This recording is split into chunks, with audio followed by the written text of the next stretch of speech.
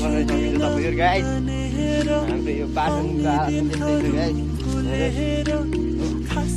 ल यस्तै लोड पनि सकिन्छ गाइस।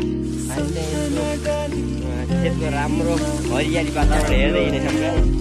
देखाइदिन्छ अझै तपाईँहरू बारी गाडी गर्नु बस्नु सकिन्छ। हामी यहाँ झेउ लगाएर झेउ लाउनु पर्यो। राजन दाइ हुनुहुन्छ यहाँ। राजन दाईलाई यहाँको भ्यू देखाउनु। राजन दाइको च्यानल सब्सक्राइब गरिदिनु